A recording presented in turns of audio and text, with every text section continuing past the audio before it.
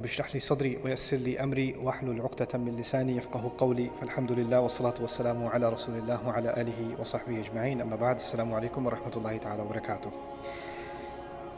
آج کے سیشن میں انشاءاللہ میں آپ سے سورۃ البقرہ کے بارے میں کچھ باتیں کروں گا، اس کی اہمیت کے بارے میں۔ کوئی بھی اگر قرآن کا سیریسلی مطالعہ کر رہا ہو تو اس کو اس بات کا احساس ہونا چاہیے کہ اللہ تعالیٰ نے سورۃ البقرہ میں پورے قرآن کا خلاصہ ڈالا ہوا ہے اور اس کے کئی فائدے ہیں۔ یعنی آبویسلی قرآن کی سب سے بڑی صورتوں میں شمار ہوتی ہے، سب سے بڑی صورت ہے، اور فاتحہ کے فوراً بعد ہے۔ اس کا بھی ایک تناسب ہے، یعنی اس کا ایک تعلق ہے سورۃ الفاتحہ کے ساتھ، خاص کر فاتحہ کے جو آخری حصہ ہے اس کے ساتھ۔ اس کے بارے میں بھی میں آپ کے سامنے کچھ باتیں رکھوں گا، لیکن آج میرا مقصد یہ ہوگا کہ آپ سورۃ البقرہ کے بارے میں کچھ اوور ویو، کچھ اجمالی باتیں سمجھ لیں، تاکہ آپ کے ذہن میں ایک بات آ جائے کہ اس صورت میں ہو کیا رہا ہے۔ اگر آپ ترجمہ پڑھو گے سورۃ البقرہ تو آپ کو لگے گا کہ بہت سارے مضامین ہیں اور ایک کے بعد دوسرا، دوسرے کے بعد تیسرا، کچھ آپ کو سمجھ نہیں آتی کہ بات ایک دوسرے کے ساتھ جڑ کیسے رہی ہے، کنیکٹ کیسے ہو رہی ہے۔ تو کلام کا جو ربط ہے وہ سمجھنا بہت ضروری ہے، اور یہ ساری چیزیں اکٹھی کیوں آ رہی ہیں؟ کیونکہ اللہ تعالیٰ نے ہر صورت کو اپنی حکمت سے چنا ہے، اس کی ساری آیات کو اپنی صحیح جگہ، صحیح مقام پر ڈالا ہے۔ اللہ تعالیٰ نے قرآن کے بارے میں کہا ہے کتاب احکمت آیاتہ، کہ ایسی کتاب جس کی آیات کو ساتھ میں سلایا گیا ہے ایک ساتھ۔ احکام عربی میں کہتے ہیں سلانے کو، اور جو سلائی ہو رہی ہوتی ہے نا، اس میں ہر ایک سوئی ایک دفعہ سے گزرتی ہے تو اس کا ایک پورا ڈیزائن بنتا ہے، پیٹرن بنتا ہے، تو ہر جگہ کو ایک پریسائز جگہ سے، خاص جگہ سے گزارنا پڑتا ہے۔ تو ایک ایک آیت چن چن کر کہاں جانی ہے، کیسے جانی ہے، اس کا انتخاب اللہ تعالیٰ نے خود کیا ہے۔ تو ہمیں لگتا ہے کہ مضمون 20 مختلف جگہوں پہ جا رہا ہے، مختلف سمتوں میں جا رہا ہے، تو بات سمجھ نہیں آ رہی۔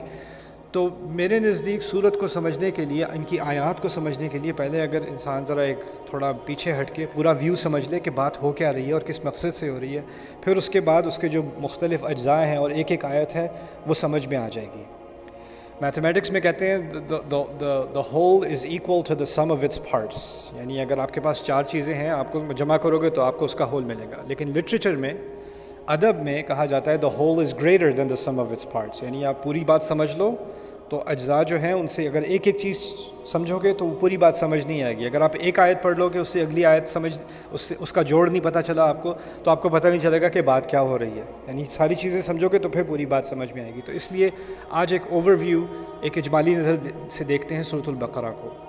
لیکن اس سے پہلے ایک اور مزید بات، فاتحہ کے بارے میں تو بہت کچھ کہا جا سکتا ہے، لیکن ایک بات فاتحہ کے بارے میں آپ کے سامنے رکھ دوں آج، وہ یہ ہے اللہ تعالیٰ نے کہا ہے صراط الذین انعمت علیہم غیر المغضوب علیہم ولا الضالین۔ ہم روزانہ پڑھتے ہیں۔ سمجھنے کی بات یہ ہے کہ اللہ تعالیٰ نے جب کہا کہ سیدھے راستے پر ہمیں ہدایت دیجیے، اہدنا الصراط المستقیم، پھر اس راستے کی وضاحت کی جا رہی ہے۔ وضاحت کیا ہے؟ کہ وہ راستہ جن پر آپ نے نعمت کی، ان کا راستہ، صراط الذین انعمت علیہم۔ یہاں تک بات مکمل ہے۔ اب پتہ چل گیا کہ سیدھا راستہ کیا ہے، یہ ان لوگوں کا راستہ ہے جن پر اللہ تعالیٰ نے نعمت کی ہے، اور ان کے بارے میں اولئک الذین انعم اللہ علیہم من النبیین والصدیقین والشہداء والصالحین وحسن اولئک رفیقا۔ قرآن نے خود ہی بعد میں جا کے وضاحت کر دی کون ہے جن پر اللہ تعالیٰ نے نعمت کی ہے۔ یہ نبیوں میں سے ہیں جنہوں نے نبیوں کے کلام کو سچ مانا اور اس پر قائم رہے، ان کی بات کی تصدیق کی، وہ ہیں صدیقین۔ پھر شہداء ہیں اور صالحین ہیں۔ اردو میں آپ سمجھتے ہیں شہداء اور صالحین کون ہیں، ٹھیک ہے؟ تو اللہ تعالیٰ نے خود ہی اس کی ڈیفینیشن دے دی ہے کس پر نعمت کی گئی ہے۔ کہنا میں یہ چاہ رہا ہوں کہ یہاں تک تو بات مکمل ہو گئی۔ سیدھا راستہ کن لوگوں کا ہے؟ ان 4 گروپس کا ہے، ان کے بارے میں بات ہوگی۔ قرآن میں جگہ جگہ ایسے لوگوں کی بات ہوگی، انبیاء کی بات ہوگی، صدیقین کی بات ہوگی، شہداء کی بات ہوگی، صالحین کی بات ہوگی۔ چلو بھائی، سیدھا راستہ سمجھ میں آ گیا۔ لیکن پھر اس کے مزید فاتحہ وہاں مکمل نہیں ہوتی، پھر اور کچھ بھی کہا گیا ہے۔ اور کیا کہا گیا؟ غیر المغضوب علیہم ولا الضالین۔ اور اس کو اگر آپ ادبی نظر سے دیکھیں تو یہ ایک مزید بات ہے جو اگر نہ بھی کہی جائے تو آپ کو لگے گا بات تو مجھے پہلے ہی سمجھ آ گئی تھی۔ جیسے میں کہوں بیٹا تمہیں اچھے بچوں کی طرح کام کرنا ہے، اچھے بچوں کی طرح پڑھائی کرنی ہے، اب آپ کو مزید کہنے کی ضرورت نہیں ہے برے بچوں کی طرح نہیں کرنی۔ بات تو سمجھ، پہلی دفعہ میں بات سمجھ آ گئی۔ اگر آپ کسی سے آپ نے قانون کی پابندی کرنی ہے، آپ کو مزید کہنے کی ضرورت نہیں ہے اچھا قانون کی نافرمانی نہیں کرنی۔ اگر پابندی کہنے کو کہہ دیا ہے تو پھر دوسری بات تو کرنے کی ضرورت نہیں رہی نا۔ عام زبان میں ہم اگلی بات نہیں کرتے، لیکن فاتحہ میں کیا پڑھ رہے ہیں ہم؟ یہاں تو کہہ دیا کہ کس کا راستہ؟ ان لوگوں کا راستہ، الذین انعمت علیہم۔ بات تو مکمل ہے، لیکن اس کے بعد مزید اللہ تعالیٰ نے ایک چیز کا اضافہ کیا، غیر المغضوب علیہم ولا الضالین۔ یعنی خاص ایک تو ہے جن پر نعمت نہیں کی گئی ان کا راستہ نہیں، لیکن ان سب میں سے دو گروہوں کو خاص نکال کر ان کے بارے میں خاص خبردار کیا مسلمان کو کہ ان دونوں سے ذرا زیادہ بچ کے رہنا۔ دو طرح کے لوگ ہیں اور دو طرح کی ٹینڈنسیز ہیں، دو طرح کے مزاج ہیں، ان سے بچ کے رہنا۔ پہلا مزاج ہے المغضوب علیہم، دوسرا ہے الضالین۔ اس کے بارے میں ایک حدیث پائی جاتی ہے، مشہور ہے، کہ المغضوب علیہم سے اشارہ بنی اسرائیل کی طرف، یہود کی طرف ہے، اور الضالین سے اشارہ نصارہ یعنی عیسائیوں کی طرف ہے۔ لیکن یہ بھی سمجھ لیں کہ قرآن میں ہر لفظ خاص مقصد سے کہا جاتا ہے۔ یعنی اگر اللہ تعالیٰ کی نیت یہ ہے، اللہ تعالیٰ کا مقصد یہ ہے کہ یہ کہنا کہ ہمیں یہودی مت بنا دینا یا یہودیوں کی طرح مت بنا دینا اور عیسائیوں کی طرح مت بنا دینا، تو قرآن واضح الفاظ میں کہہ دیتا غیر الیہود ولا النصارى، صراط الذین انعمت علیہم غیر الیہود ولا النصارى۔ تو اب اس حدیث کو کیسے سمجھا جائے؟ اللہ تعالیٰ نے تمام یہود اور تمام نصارہ کی بات نہیں کی۔ اللہ تعالیٰ یہ فرما رہے ہیں کہ یہود میں سے کچھ ایسے لوگ تھے جو مغضوب علیہم بن گئے، نصارہ میں سے کچھ ایسے ہیں جو ضالین بن گئے۔ اب ان کی وضاحت قرآن کرے گا کہ ان میں سے جو مغضوب علیہم وہ کیسے بنے، کیا طریقہ کار تھا ان لوگوں کا، جس سے اب مجھے اور آپ کو بچنا ہے۔ اور اس کا ذکر خاص ہم نے اپنے الفاظ میں دعا سے اس لیے کیا ہے۔ اب دعا انسان کیوں کرتا ہے؟ دعا انسان اس وقت کرتا ہے جب اس کو کسی خاص چیز کی ضرورت ہوتی ہے، اور جب ہم حفاظت کی دعا کرتے ہیں تو جس چیز سے خطرہ ہوتا ہے اس کی حفاظت سے ہم دعا کرتے ہیں۔ تو اس میں جو پہلی دعا اللہ تعالیٰ نے ہمیں قرآن میں سکھائی ہے، اس میں دو خطرے سکھائے ہیں ہمیں، جس سے ہمیں خاص بچنا ہے۔ اگر ہدایت چاہیے تو غیر المغضوب علیہم ولا الضالین، ان دونوں سے بچ کے رہنا۔ تو پہلے میں مغضوب علیہم کے بارے میں ایک چھوٹی سی بات آپ کے سامنے رکھ دوں، یہود کے بارے میں نہیں، مغضوب علیہم کے بارے میں، کیونکہ یہ کوئی بھی ہو سکتا ہے۔ اس کی سب سے بڑی مثال سمجھ لیں قرآن میں یہود ہیں، اس کی مثال یہود ہیں، لیکن مثال سے یہ نہیں ہوتا کہ اب باقی کوئی اس میں آ نہیں سکتا۔ مثال تو ایک ہے نا، لیکن اگر کانسیپٹ سمجھ میں آ جائے تو کوئی بھی اس کنویں میں گر سکتا ہے، کسی کے لیے بھی خطرہ ہے۔ تو وہ کیا ہے؟ المغضوب علیہم ہے جس کو کوئی چیز پتہ ہو کہ غلط ہے اور پتہ ہونے کے باوجود وہ پھر بھی کرے۔ کسی کو پتہ ہے کہ صحیح کرنے کا کام یہ ہے، معلوم ہونے کے باوجود وہ پھر بھی نہ کرے، اس پہ غصہ۔ میں آپ کو چھوٹی سی مثال دیتا ہوں، گھر کے اندر جیسے دو بچے ہیں، دو لڑکے ہیں آپ کو کام ہے، آپ باہر جا رہے ہو، آپ نے دو لڑکوں سے کہا دیکھو بیٹا یہ جو کیک ہے نا، شام میں مہمان آ رہے ہیں ان کے لیے رکھا ہوا ہے، کیک کو ہاتھ نہیں لگانا۔ آپ نے بڑے بیٹے کو کہہ دیا، چھوٹے کو نہیں کہا، چھوٹا کسی اور کو، اپنے بھائی کو بھی بتا دینا کیک کو ہاتھ مت لگانا تم۔ جی بابا جی سمجھ آ گئی۔ آپ گئے، آپ واپس آئے، دونوں بیٹھے کیک کھا رہے ہیں، ٹھیک ہے۔ اب جب واپس آئے دونوں بیٹھے کیک کھا رہے ہیں، آپ کو غصہ دونوں پہ آئے گا کہ ایک پہ آئے گا؟ غصہ تو ایک پہ آئے گا۔ جس کو بتایا تھا اس نے جاننے کے باوجود پھر بھی کھانا شروع کر دیا، تو اس پہ تو غصہ آئے گا نا، وہ مغضوب علیہ ہی ہوا جس پہ غصہ کیا جائے۔ دوسرا کہ مجھے تو کسی نے بتایا ہی نہیں، وہ ضالین ہے، وہ گمراہ ہے، اس کو پتہ ہی نہیں تھا، اس نے جو کیا اس کو پتہ ہی نہیں تھا کرنا کیا ہے، وہ بھائی کھا رہا ہے تو میں بھی کھا لوں، اس میں کیا ہے، تو اس نے وہ حرکت کی۔ تو یہاں جو بات کہی جا رہی ہے آسان الفاظ میں کیا ہے، جس کے پاس علم ہو، جس کو پتہ ہو، جس کو سمجھ آ گئی ہو، وہ پھر بھی جان بوجھ کے غلط کرے، وہ تو پھر غصے کا مستحق ہے۔ بنی اسرائیل کے بارے میں یہود کے بارے میں آپ کیا پڑھیں گے کہ ان کے ہاں علماء ہیں، جاننے والے ہیں، کعبے کو وہ جانتے ہیں، نبی کو پہچان گئے ہیں، اپنی کتابوں میں جاننے کے بعد اس میں تبدیلیاں کرتے ہیں۔ یعنی ان پہ جو تنقید کی گئی ہے وہ یہ ہے کہ تم جانتے ہو، وانتم تعلمون، تم تو جانتے ہو، من بعد ما عقلوہ، سمجھنے کے باوجود، سمجھنے کے بعد یہ کچھ کرتے ہو۔ تو پہلا مسئلہ کس کا ہے؟ ایسے لوگوں کا جن کے پاس علم ہے۔ پہلا مسئلہ ہے کس کا؟ جن کے پاس علم ہے اور پھر وہ علم ہونے کے باوجود غلط راستے کی طرف جاتے ہیں۔ ہمارے دین میں خاص کر صرف علم کو اتنا بڑا درجہ نہیں دیا گیا کہ بس علم حاصل کرو، علم حاصل کرو، علم حاصل کرو۔ علم حاصل تو بنو اسرائیل نے بھی کیا تھا، بلکہ ان کے علم کی شہادت تو اللہ تعالیٰ خود دیتا ہے۔ علماء بنی اسرائیل، علماء کا لفظ ان کے لیے استعمال کیا گیا، احبار کا لفظ ان کے لیے استعمال کیا۔ احبار کہتے ہیں حبر سے نکلا ہے، حبر کہتے ہیں انک کو، سیاہی کو۔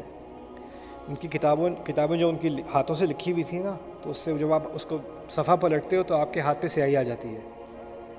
تو وہ اتنے صفحے پلٹتے تھے وہ، اور اتنی کتابیں پڑھتے تھے وہ، کہ ان کے ہاتھ ہمیشہ کالے ہوتے تھے، اس لیے ان کو احبار کہا جاتا تھا۔ یعنی اپنی زندگیاں انہوں نے کاغذوں میں گزاری ہیں، صفحوں میں گزاری ہیں، اس لیے ان کو احبار کہا جاتا تھا۔ تو قرآن نے تو ان کی علم کی بڑی داد دی ہے، لیکن علم کے ساتھ ساتھ ایک خطرہ آتا ہے۔ وہ یہ ہے کہ تم مغضوب علیہ نہ بن جانا۔ وہ کس طرح سے بنو گے، کہ میں کیسے بن سکتا ہوں، آپ کیسے بن سکتے ہیں؟ اتنی خطرناک چیز ہے کہ اللہ سے پناہ مانگ رہا ہوں، یا اللہ ہدایت تو دے دے گا، میں ہدایت مانگ رہا ہوں۔ ہدایت کا پہلا درجہ تو علم ہے، اگر علم ہی نہ ہو تو ہدایت کہاں سے آئے گی؟ لیکن اگر علم آ گیا تو اس کا مطلب نہیں ہے کہ ہدایت آ گئی، کیونکہ علم کے بعد بھی المغضوب علیہم کے چکر میں انسان پڑ سکتا ہے۔ دوسرا جو خطرہ ہے وہ الضالین کا ہے۔ الضالین کیا ہے؟ جن لوگوں کو کچھ پتہ ہی نہیں ہے، جو دل میں آتا ہے وہ سمجھتے ہیں تو میرے دل سے لگتا ہے کہ یہ کوئی اچھا کام ہے کرنے کو، میں یہی کر رہا ہوں، اس سے میرے دل کو سکون ملتا ہے تو میں یہ کر رہا ہوں، اس میں کیا برا ہے؟ یعنی پیچھے اس کے عمل کے پیچھے نیت اچھی ہے لیکن علم کچھ نہیں ہے، ٹھیک ہے نا؟ ایسے لوگ الضالین ہو جاتے ہیں۔ اور ہوتا یہ ہے تاریخ میں کہ جب علم والے لوگ کرپشن میں ہوتے ہیں نا، تو اگلی جنریشن آ کے کہتی ہے یہ عالم سارے تو اتنے کرپٹ ہیں، ہمیں نہیں سیکھنا ان کا اسلام، ہم خود ہی اچھے بن سکتے ہیں۔ اب وہ جو خود ہی اچھے بننے والے ہوتے ہیں ان کو علم سے کوئی دلچسپی نہیں ہوتی، تو وہ اپنی تمیز سے اچھا برا بناتے ہیں، اپنی ڈیفینیشن سے بناتے ہیں، اور ان کی ڈیفینیشن ہر 10 سال بعد بدلتی ہے۔ وہ الضالین میں گر جاتے ہیں، اس نئے کنویں میں گر جاتے ہیں وہ لوگ۔ یہ ہے غیر المغضوب علیہم ولا الضالین۔ تو یہ دو خطرے اللہ تعالیٰ نے ہمارے سامنے رکھے ہیں ہدایت مانگنے کے بعد۔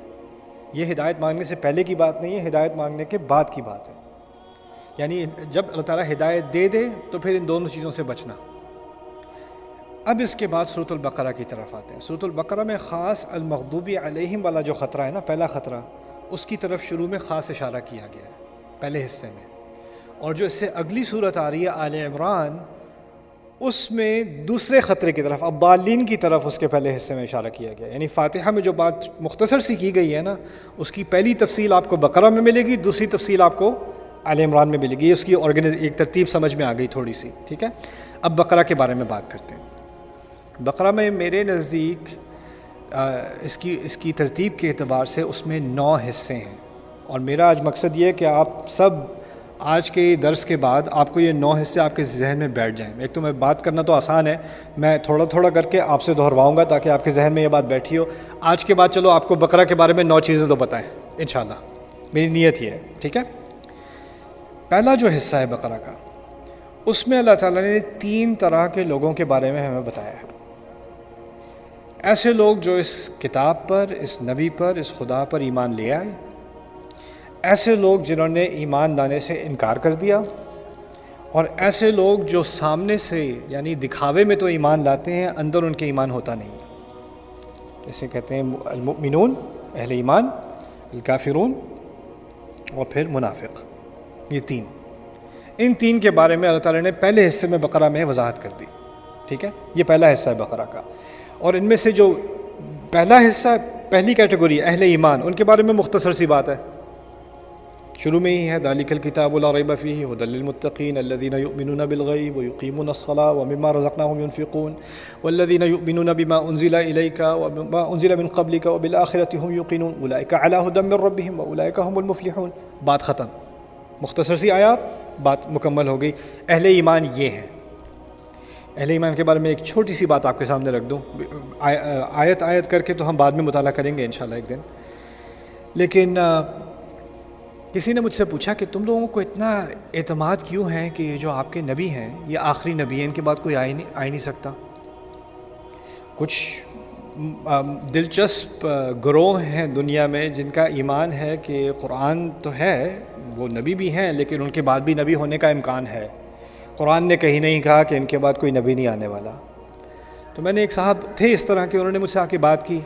میں جماعتوں کا اور گروہوں کا اور فرقوں کا نام نہیں لیتا، میں اعتقاد کی بات کر رہا ہوں، یعنی ان کا عقیدہ یہ ہے کہ ان کے بعد بھی نبی ہونے کا امکان ہے کسی کا۔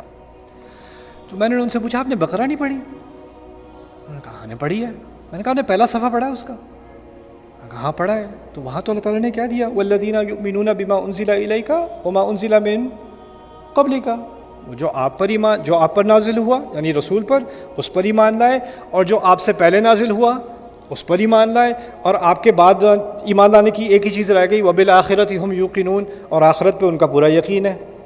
تو یہاں اگر امکان ہوتا کہ آپ کے بعد بھی کچھ آنا ہے تو وما انزل من قبلک وما انزل من بعدک، جو آپ سے پہلے آیا جو آپ کے بعد آئے گا، بعد کا تو ذکر ہی کوئی نہیں، تو آپ کہاں سے لے کے آ رہے ہو؟ یہ تو شروع میں اللہ تعالیٰ نے کہہ دیا کہ متقی اور ایمان والا ہونے کے لیے ایک تو مجھے ایمان لانا ہے جو مجھ پر جو اس نبی پر نازل ہوا ابھی، اور جو اس سے پہلے نازل ہو چکا موسیٰ علیہ السلام، عیسیٰ علیہ السلام، جو وحی کی ذکر ہو رہا ہے، تو بات کا تو کوئی امکان ہی نہیں ہے. یہ تو شروع میں ہی مسئلہ حل ہو گیا ہے. کہاں سے مسئلہ لے کے آ رہے ہو یار؟ مجھے نہیں سمجھ آئی. وہ بات جلدی ختم ہو گئی کچھ. بٹ خیر، پہلا جو حصہ ہے اس میں 3 طرح کے لوگ ہیں: جو لوگ ایمان لائے، جو لوگ کفر پہ ڈٹے ہوئے ہیں، اور جو لوگ منافق ہیں. کافروں کے بارے میں بھی مختصر سی بات: ان الذین کفروا سواء علیہم انذرتہم ام لم تنذرہم لا یؤمنون ختم اللہ علی قلوبہم وعلی سمعہم وعلی ابصارہم غشاوہ ولہم عذاب عظیم. بات ختم. منافقوں کے بارے میں بڑی تفصیل سے بات، بڑی گہری مثالیں، لمبی چوڑی بات. یعنی ایک کیٹیگری بہت ہی آسان، یہ کچھ الفاظ ہیں، اس میں ساری بات سمجھ میں آ جائے گی. کافروں کے بارے میں تھوڑے سے الفاظ، ساری بات سمجھ میں آ جائے گی. منافق ذرا پیچیدہ مسئلہ ہے، اس کو سمجھنے کے لیے ذرا تفصیل کی ضرورت ہے. تو وہاں پہلے حصے میں ہی منافقوں کے بارے میں ایک تفصیلی بحث ہے، تفصیلی مثالیں دی گئی ہیں، اس پہ بہت تدبر کرنے کی ضرورت ہے. یعنی اللہ تعالیٰ نے شروع میں ہی ہمیں سکھا دیا کہ یہ جو مرض ہے نا نفاق کا، یہ کوئی آسانی سے پہچاننے جانے والی چیز نہیں ہے، اور اس کے لیے انسان کو بہت گہرائی سے اپنے اندر بھی دیکھنا پڑتا ہے. اور اسی کی طرف اشارہ شروع میں ہی ہو گیا پہلے حصے میں. اچھا، پہلے حصے کی بات ہو گئی، ٹھیک ہے. کتنے حصے رہ گئے مجھے یاد نہیں، آپ یاد کراؤ. 8 حصے رہ گئے. 9 حصے ہیں نا مکمل، 8 حصے رہ گئے. یہ پہلا حصہ ہے. اب میں آخری حصے کی بات کرتا ہوں، حصہ نمبر 9. میں آخر میں لے جا رہا ہوں، بالکل آخر میں لے کے جا رہا ہوں آپ کو. آخر میں ہے: آمن الرسول بما انزل الیہ من ربہ والمؤمنون کل آمن باللہ وملائکتہ وکتبہ ورسلہ لا نفرق بین احد من رسلہ. بڑی پیاری دعا ہے قرآن میں سورۃ البقرہ کے آخر میں. وہاں پر پہلے بات ہو رہی ہے جو لوگ ایمان لائے، جیسے شروع میں پھر اس دعا میں ہے ہم پر ایسا بوجھ نہ ڈالنا جو ہم سے پہلے والے لوگوں پر ڈالا گیا تھا، وہ اٹھا نہ سکے. وہ اٹھانے کے بجائے وہ منافق بن گئے. تو وہاں بات دوبارہ کس کی ہو رہی ہے؟ نفاق کی بات ہو رہی ہے. پھر آخر میں اس دعا میں کیا ہے؟ فانصرنا علی القوم الکافرین. یعنی جن تین گروہوں کی بات شروع میں ہو رہی تھی نا، ان سے متعلق ایک کمپریہنسو دعا ہے، ایک اجمالی دعا، وہ بالکل سورت کے آخر میں ہے. یہ ہے پہلا حصہ اور 9واں حصہ. یہ شروع اور آخر ہے سورت کا، ٹھیک ہے. دوسرا حصہ ہے سورت کا، اس میں اللہ تعالیٰ نے بات کی ہے ہم سے آدم علیہ السلام کے قصے کی. آدم علیہ السلام کا قصہ قرآن میں 7 دفعہ اس کا ذکر ہے مختلف مقامات پر، اور ہر دفعہ اس میں سے کوئی ایک نئی تفصیل اللہ تعالیٰ سامنے لاتے ہیں. ہر دفعہ ایک بات نہیں ہوئی. سورۃ الاعراف میں جو قصہ آپ کو آدم علیہ السلام کا ملے گا، اس میں اور سورۃ البقرہ کے میں جو ذکر ہے جن آیات کا، ان میں بہت فرق ہے. یعنی آپ اس طرح سمجھ لیں آج کل کی زبان میں کہ آپ ایک اینگل سے دیکھ رہے ہو نا، تو آپ کو کچھ نظر آ رہا ہے، ایک ہی سین ہے، اور آپ اسی چیز کو ایک دوسرے اینگل سے دیکھو گے تو آپ کو کچھ اور نظر آئے گا. تو قرآن کبھی ایک اینگل سے اسی قصے کے بارے میں ذکر کرتا ہے، پھر کسی اور اینگل سے اسی قصے کے بارے میں ذکر کرتا ہے. ٹھیک ہے، آپ کو ایک نئی چیز سیکھنے کو ملتی ہے جو آپ کو اس نقطۂ نظر سے نظر نہیں آ رہی تھی، اب اس نقطۂ نظر سے نظر آئے گی. ٹھیک ہے نا. تو پھر سورۃ البقرہ میں یہ جو دوسرا حصہ ہے آدم علیہ السلام کا قصہ، آسان ہے. یعنی یاد رکھنا کہ پہلا حصہ 3 گروہ، دوسرا حصہ آدم علیہ السلام. اب آدم علیہ السلام کے قصہ جو ہے، اس میں خاص اللہ تعالیٰ نے 2-3 چیزوں کا ذکر کیا یہاں پر.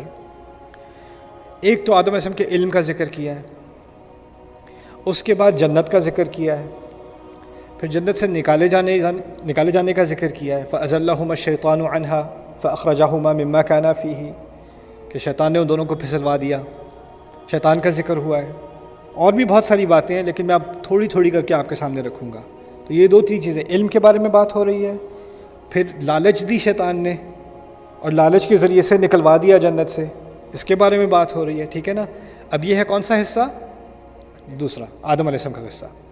اب میں آپ کو دوبارہ آخر میں لے کے جاتا ہوں. پہلے تو 9واں حصہ بتایا تھا نا، اب 8واں حصہ بتاتا ہوں.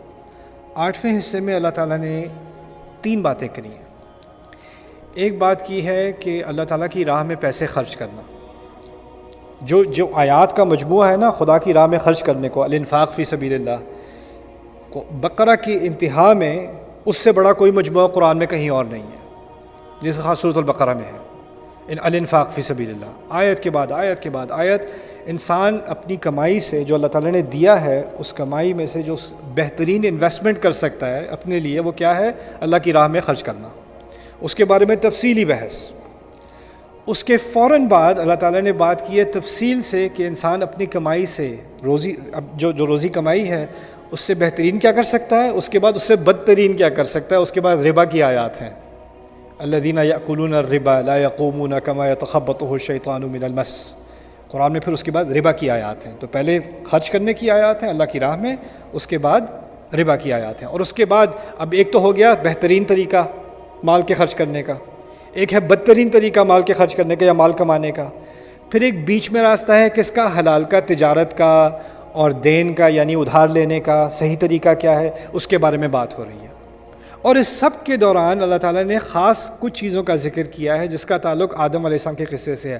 آدم علیہ السلام کے قصے میں ایک جو تھیم نکلتی ہے وہ کیا ہے؟ لالچ. لالچ کی وجہ سے انسان گرتا ہے. اور یہاں پر انفاق فی سبیل اللہ، اللہ کی راہ میں خرچ کرو، کس مرض سے انسان کو پاک کرتی ہے یہ چیز؟ اللہ کی راہ میں خرچ کرنا لالچ نکالتی ہے انسان کے دل سے. ربا کس چیز کا نام ہے؟ ناجائز کسی مجبور کا فائدہ اٹھانا، اس کو ادھار دینا اور پھر اس کی مجبوری کا فائدہ اٹھا کے اس سے زیادہ لینا، اس کا خون چوسنا، یہ لالچ ہی تو ہے اور کیا ہے. اور لالچ کو کنٹرول میں رکھنا اور حلال طریقے سے بزنس کرنا، یہ سب لالچ ہی کی تو تربیت ہے. اور اس کے بعد انہی دوران میں اللہ تعالیٰ نے کہہ دیا الشیطان یعدکم الفقر ویأمرکم بالفحشاء واللہ یعدکم منہ مغفرۃ وفضلا. شیطان کا یہاں دوبارہ ذکر آ گیا، جیسے قصہ آدم میں آیا تھا یہاں بھی آ گیا. شیطان تمہیں وعدہ کرتا ہے کہ فقیر بھوکے مرو گے، خدا کی راہ میں خرچ کرو گے تو بھوکے مرو گے، ربا نہیں کھاؤ گے تو کیا کرو گے، کمائی کہاں سے کرو گے. واللہ یعدکم منہ مغفرۃ وفضلا، اللہ تمہیں وعدہ کر رہا ہے کہ وہ تمہیں معافی دے گا اگر حلال طریقے سے کماؤ گے، اور اس سے مزید اور بھی دے گا وفضلا. تو یہ ہو گیا دوسرا حصہ اور 8واں حصہ. اب رہ گئے بیچ میں تھوڑے سے اور 4 حصے ہو گئے. بائی دا وے کتنے حصے تھے ٹوٹل؟ 9 تھے. اب آتے ہیں تیسرے حصے کی طرف. تیسرے حصے میں اللہ تعالیٰ نے جیسے تمام مخلوق میں سے آدم کو چنا علیہ السلام، اور آدم علیہ السلام کو دنیا میں خلیفہ بنایا.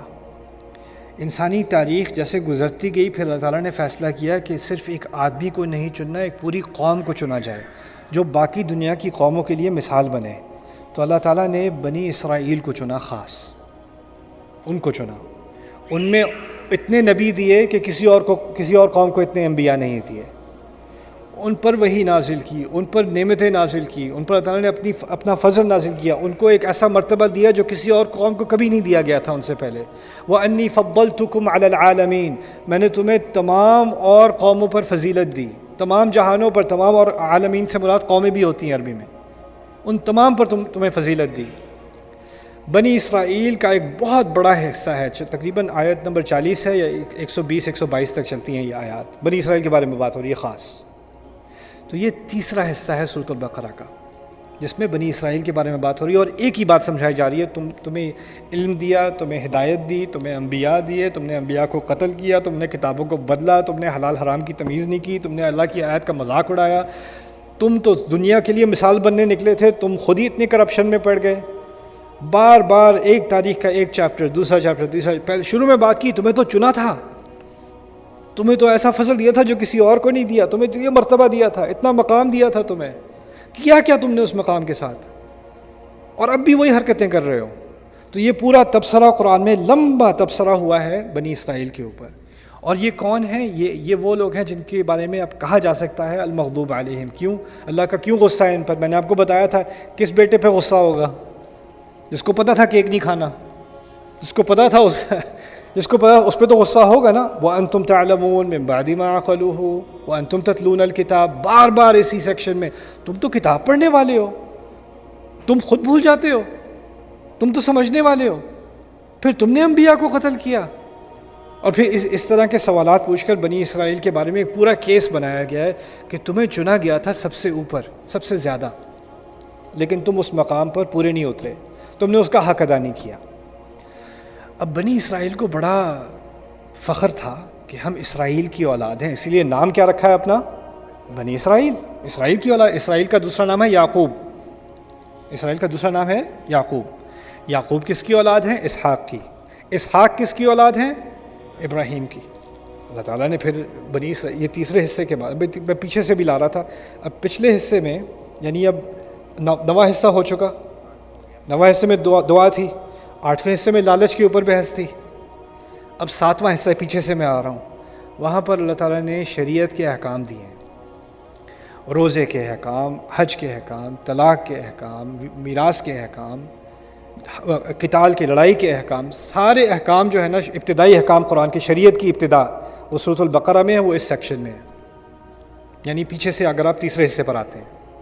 اس کی کیا سینس بنتی ہے؟ ایک طرف تو بنی اسرائیل کو شریعت دی گئی تھی، انہوں نے شریعت کا مذاق اڑایا.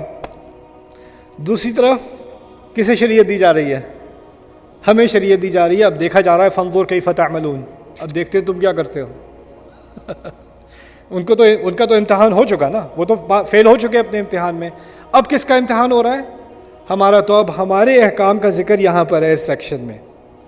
تو اب جب بھی ہم ان احکام کو پڑھیں تو ہمیں ذہن میں رکھنا چاہیے پہلے اللہ تعالیٰ نے بات کی تھی ان کی، اور جس طرح کہ انہوں نے اپنے احکام کا مذاق اڑایا تھا، اپنے احکام کو بدلنے کی کوشش کی تھی، اس کی قدر نہیں کی تھی.